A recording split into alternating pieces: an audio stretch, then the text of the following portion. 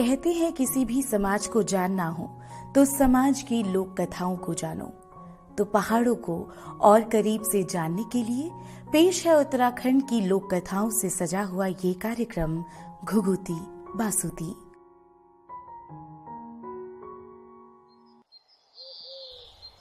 इस बार तुम्हारे परिवार में रोपाई के लिए कोई शुभ दिन नहीं है शोभनू। जीतू को कहना इस साल तो फसल नहीं बुट पाएगी।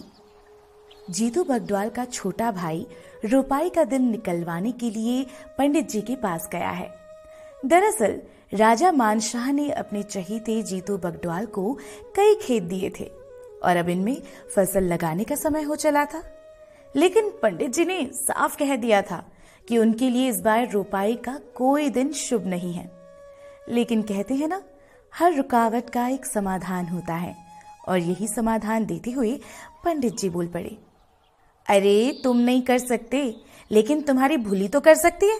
जाओ 6 गति आषाढ़ तक सोबनी को ले आओ और उसी दिन उसके हाथ से रोपाई शुरू कराओ।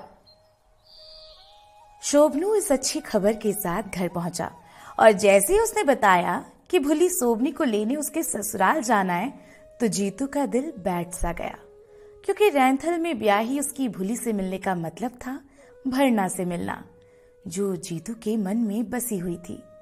पहाड़ों में प्रेम जंगल में उगे किसी फूल की तरह होता है, जो उगता चुपके से है लेकिन महका देता है पूरा जंगल।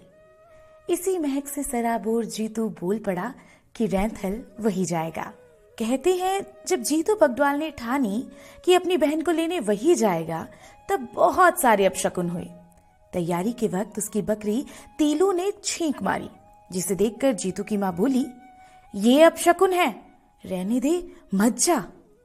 लेकिन जीतू पर भरना से मिलने का ख्याल गोते खा रहा था और उसने माँ की बात को अनसुना किया।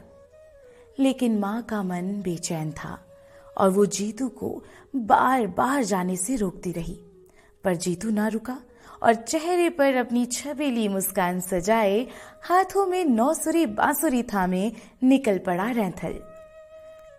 यूं तो सफर का मकसद बहन को लाना था, लेकिन जीतू ही जानता था कि भरना को देखना उसके लिए किसी लंबी यात्रा की मंजिल तक पहुंचने जैसा है। और इन्हीं ख्यालों में डूबा हुआ जीतू पहुंच जाता है आछड़ियों के देश खैट पर्वत। प्रेम में डूबे हुए इंसान को हर चीज खूबसूरत लगती है, और ऐसे में खैट की सुंदरता से वो कैसे दूर रहता। खैट की सुकून देती हवा थके हुए जीतू को जैसे थपका रही हो। जीतू ने उस मीठी हवा में सांस भरी और एक पेड़ के नीचे बैठकर 9 सुरी बांसुरी की तान छेड़ी। जीतू की बांसुरी की धुन पर पत्ता पत्ता, बूटा बूटा और मानो पत्थर पत्थर भी नाच उठा। मौसम गुलाबी हो गया और आसमान सुनहरा। इसी बीच जीतू ने सुनी घुंघरुओं की आवाज और आंखें खोली तो देखी 9 सुंदर काया जो उसके चारों ओर झूम रही थी। जीतू समझ गया कि उसकी बांसुरी की तान आछड़ियों को उनके लोक से खींच लाई है। ये 9 वन देवियां दिखने में बेहद खूबसूरत थीं, इतनी खूबसूरत कि वे हर खूबसूरत चीज को अपने साथ ले जाती थी ताकि वो बचा रह सके। अक्सर कुछ बचाने के लिए उसे सबसे दूर ले जाना पड़ता है, क्योंकि जहां कोई दुनिया की धूरी में आया वो मैला हो गया। जीतू इस बात को बहुत अच्छे से जानता था। इस पल उसे माँ की टोक याद आई और वो अपने कुल देवता को याद करने लगा। आछड़ियों पर किसी देवता का बस नहीं था, क्योंकि ये जीतू ही तो था जिसने उन्हें बुलाया था। जीतू जान चुका था कि आछड़ियां उसके बिना नहीं लौटेंगी। वो उनसे मिन्नतें करता रहा कि वो उसे छोड़ दें, लेकिन वे आछड़ियां नहीं मानी। हठ और निवेदन के बीच निवेदन अक्सर हार जाता है, लेकिन वो सबको इंतजार में छोड़कर इस तरह नहीं जा सकता था। पीछे बहुत सारे इंतजार थे। बंजर धरती फसल के इंतजार में थी, माँ अपशकुन के झूठ होने के इंतजार में थी, उसका खुद का मन भरना के इंतजार में, और भरना की आंखें जीतू को देखने के इंतजार में। इसलिए वो उनसे निवेदन करना छोड़ मोहलत मांगता है। वो आश्रियों से कहता है कि उसे 6 गति आषाढ़ के दिन ले जाएं, ताकि वो तब तक अपनी सारी जिम्मेदारियों को पूरा कर सके। ये परियां मान जाती हैं और जीतू अपनी मृत्यु का समय तय कर बड़े भारी मन से अपनी बहन सोबती के घर पहुंच जाता है। वहां अपनी भरना को देखकर जीतू के मन में दुख और खुशी दोनों का ज्वार उठने लगता है। वो जानता है कि भरना से उसकी ये आखिरी मुलाकात है और इसलिए वो उसे ये बताने से नहीं चूकता कि वो उससे कितना प्रेम करता है।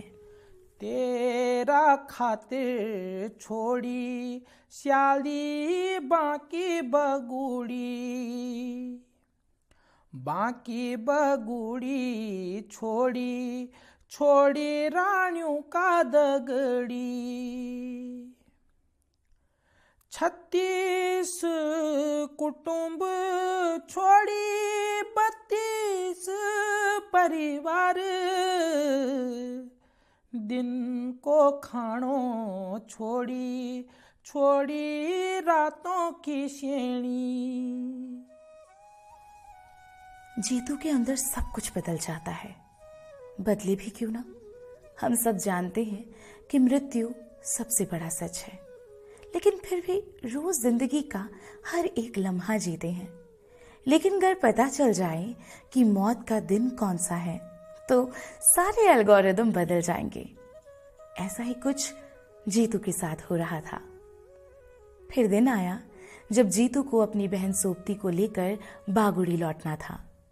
वो भरना से आखिरी मुलाकात करता है और कहता है, डालियूं माँ तेरा फूल फूलला, खिलेली बुरा से की डाली। डालियूं माँ तेरा फूल फूलला, खिलेली बुरा से की डाली। ऋतु बड़ी बड़ी आली दगड़िया, ऋतु बड़ी बड़ी आली दगड़िया। मियांदू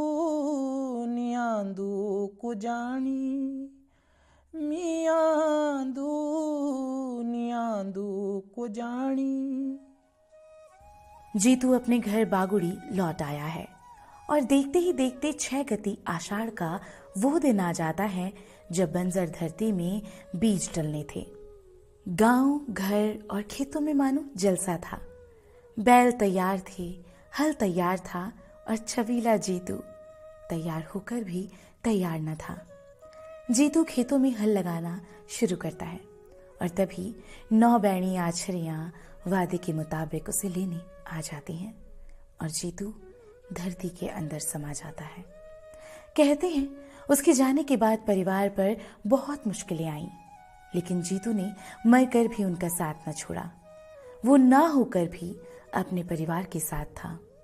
उस दौरान राजा ने जीतू की अदृश्य शक्ति को भांपा और ऐलान किया कि आज से जीतू को पूरे गढ़वाल में देवता के रूप में पूजा जाएगा।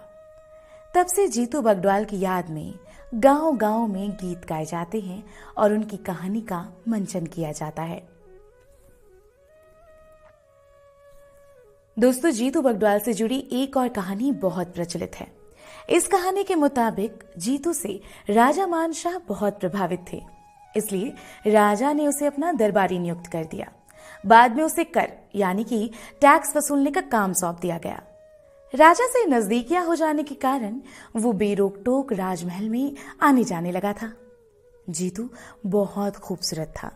उसकी आकर्षक कदकाठी की वजह से राजघराने की बहु बेटियों से उसकी नजदीकियां हो गई। ये बात राजा को नागवार गुजरी और उसने नारायण चौधरी और भट्ट विनायक के हाथों श्रीनगर के निकट शीतला की रेती में जीतू को मरवा दिया। अकाल मृत्यु होने के कारण उसकी मृत आत्मा राज दरबार में लोगों को डराने लगी। आखिरकार आत्मा को शांत करने के लिए राजा के आदेश से गढ़वाल के हर गांव में उसे नचाया जाने लगा। तो